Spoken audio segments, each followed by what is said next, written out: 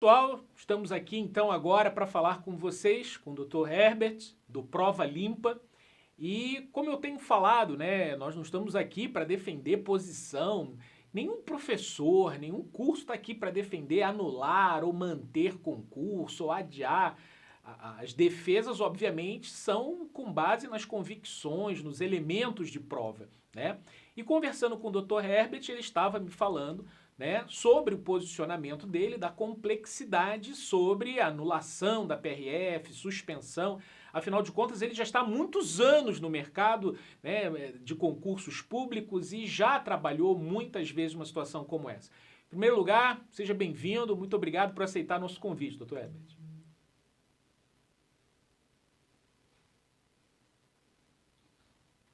Alô, alô?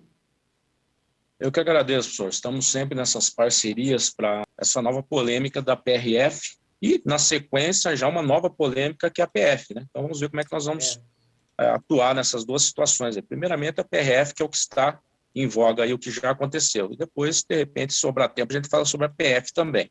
Ótimo. A primeira dúvida das pessoas que fizeram a PRF e querem a manutenção da prova é: qual o real risco, a seu ver, de se conseguir uma anulação do concurso da PRF com base nos elementos que se trouxe até agora? A aglomeração, levou o canhoto para casa, trocou a língua estrangeira, não ficaram 3 até o final, né? E todos esses outros detalhezinhos aí que o senhor já deve ter ouvido também.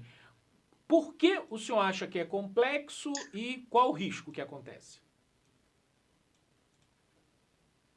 Bom, primeiro, professor, queria posicionar a respeito de por que a prova limpa não atuou diretamente na anulação, no adiamento da prova da PRF, ao contrário do que fez, até com certo sucesso, na Polícia Civil do Paraná e na PM do Pará. Evidente que aqui no Paraná, apesar de várias ações que foram impetradas não terem sucesso judicial, nós sabemos que a pressão que foi criada nos favoreceu para que essa anulação ou esse adiamento, né, acontecesse, mesmo que de forma muito desagradável para os candidatos. Então, no caso da PRF, nós sabíamos que para fazer um adiamento, qualquer ação que se faz contra um concurso público dessa magnitude, é preciso apoio institucional. Então, a gente realmente precisava ter contatos com MPFs dos estados, até porque nós não entendemos que, nesse caso, o Ministério Público Estadual e nem mesmo as defensorias públicas teriam algum tipo de atuação, exceto se houvesse situações ilegais antecipadamente.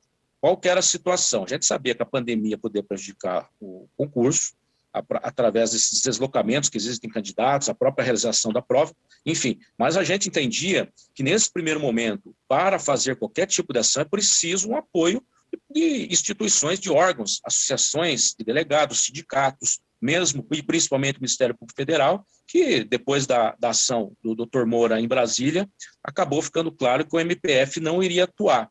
Nós fizemos contato com oito MPFs estaduais, e nenhum deles nos deu uma condição favorável para atuar junto conosco.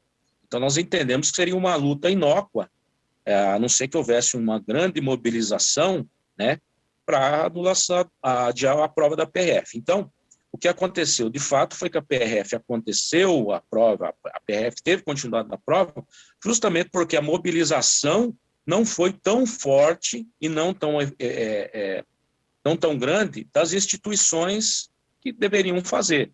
O advogado de Brasília foi um lutador. A primeira ação que ele fez num dia, num sábado, né? Ele protocolou a ação dele num sábado. A plantonista declinou competência, ele teve que entrar novamente na segunda-feira. Então, ele foi um herói, lutou contra tudo sozinho. A gente sabia que essa luta seria inócua, porque sabíamos da força do governo federal para manter essa prova. Enfim, sobre as três questões que estão muito em voga a respeito da anulação agora, porque o adiamento já ficou para trás, a gente vai ficar discutindo sobre situações passadas que não vão acrescentar, mas sobre a possível e as ações de anulação que começaram a ocorrer. Bom, São 3 pontos que a gente tem conhecimento, mas através só de denúncias virtuais, nada formalizado. O que eu digo sempre, nós não temos nenhum boletim de ocorrência com CPF, RG e comprovante de endereço. O que nós temos é muita informação de internet, de print de internet, pessoas que até falaram que aconteceu, outras pessoas que dizem que ouviram falar que aconteceu, mas formalmente nós, pelo menos da Prova Limpa, não recebemos nada. Esperamos que outras entidades ou outros advogados que estejam fazendo as ações tenham recebido isso. Vamos lá, 3 situações. A primeira, que é indiscutível, né, que é a dificuldade de ter acesso a uma prova na pandemia, com todas as situações que podem ocorrer dentro e fora da prova. Isso está superado, né? A própria ação que questionava a realização da prova, houve um entendimento que a pandemia não poderia per si só, fazer com que a prova fosse adiada. Uma outra situação que está sendo colocada é a questão do canhoto que foi levado por alguns candidatos. Existem pessoas que estão fazendo até print, levamos o canhoto, mas até agora nós também não recebemos ninguém com RG, CPF comprovando o endereço que nos mandou esse documento formalmente. Outra situação que ocorreu, e essa já fica de dica para a prova da PF, se ela acontecer, é a seguinte: existe a necessidade de ficarem 3 pessoas ao final da prova. Isso é uma situação muito... É o mínimo que se pede, né? Como é que vai ficar só uma pessoa terminando a prova? Mesmo que não haja essa previsão no edital, eu vi algumas pessoas dizendo que o edital não exigia isso, como outros editais. Não sei, eu nem vi o edital, tá? Eu só li comentários. Então, essa questão editalícia, realmente, eu não tenho conhecimento se foi previsto ou não, mas o que acontece, independente de ter em edital, é que se acontecer qualquer irregularidade, eu só até citei essa situação para dar como exemplo, qualquer irregularidade que acontece, que o candidato se sinta prejudicado, ele tem que chamar um fiscal de prova e falar: olha, eu quero que conste em ato o que aconteceu. Porque nós tivemos até um colega aqui do Paraná que disse: olha, eu fiz a prova na Curitiba e lá eu fiquei sozinho com os fiscais. Ótimo. Se ele entendeu que isso prejudicou, se está previsto em edital da PF, né, que é a próxima prova, se qualquer irregularidade acontecer, cabe ao candidato chamar o fiscal dizendo: ó, eu quero falar com o supervisor, quero que seja constado em ata que fulano de tal não estava usando máscara. Eu quero constar em ata que fulano de tal saiu para o banheiro e não foi revistado. Eu quero que conste em ata que o detector de metais não estava funcionando.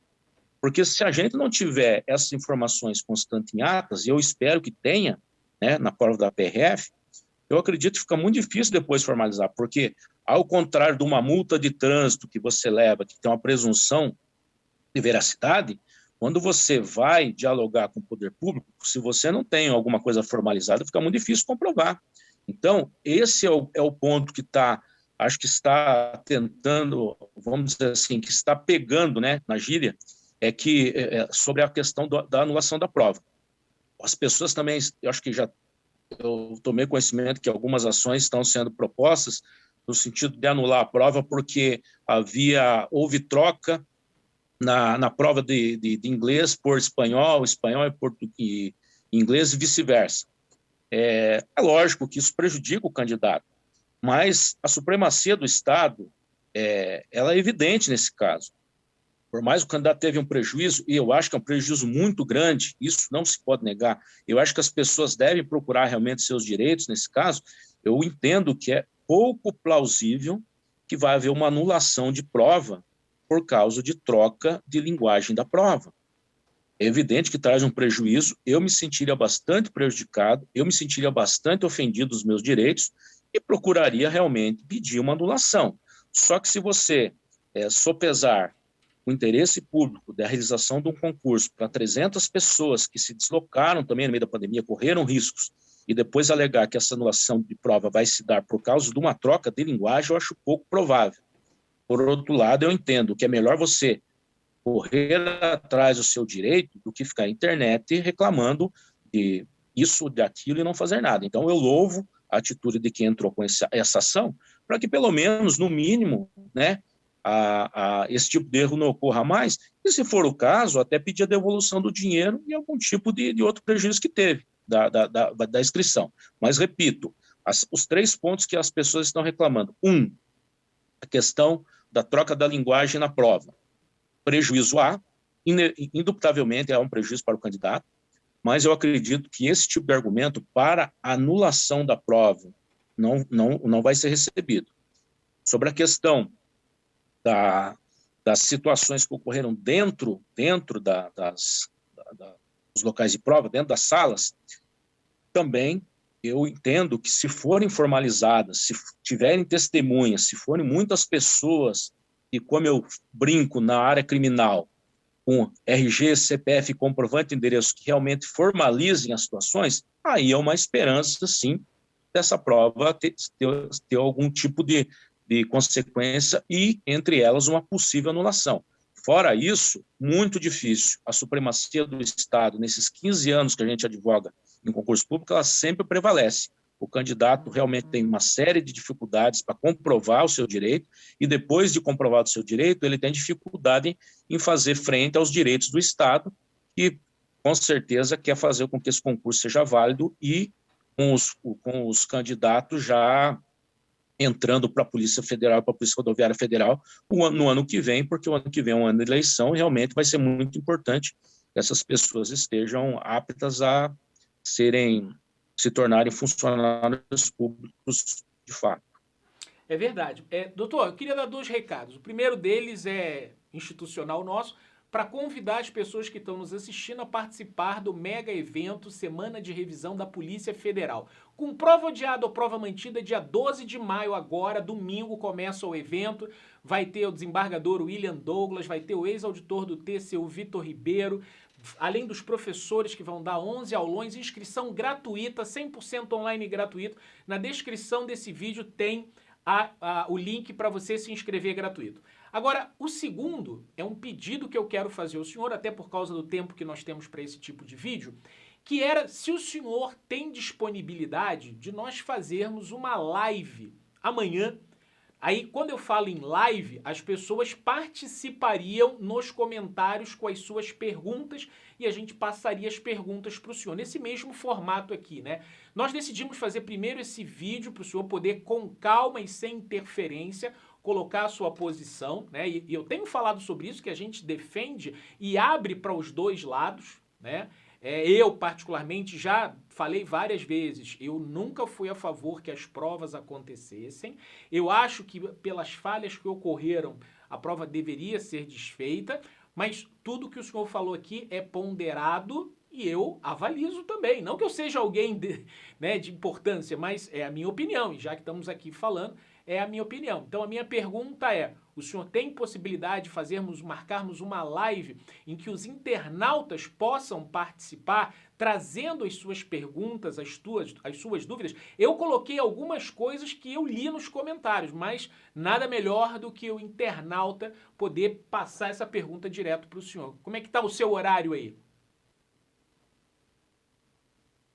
Eu fico à disposição, até porque eu discordo de você, professor. Você é uma das pessoas mais importantes hoje para repassar informações sobre concursos, porque, ao contrário de algumas bancas que querem colocar informações como totalmente verdadeiras, e alguns concursos, algumas empresas de concurso que querem a todo custo também colocar suas verdades como se fossem absolutas, o senhor dá espaço para todo mundo, tem ponderação nas suas colocações, e a gente entende que é dever nosso, mesmo que sejamos alvos de críticas de quem quer manter o concurso ou de quem queria anular, enfim, de todos os lados, porque a gente sabe que só tem uma grande verdade, que nós todos estamos aprendendo, principalmente com essa pandemia, estamos também aprendendo a sermos cidadãos e cobrar os nossos direitos perante os concursos. Então, acho muito bem-vindo, que a gente fala na linguagem coloquial, a gente não tem medo de levar paulada, desde que essas situações sejam colocadas ao público, elas tenham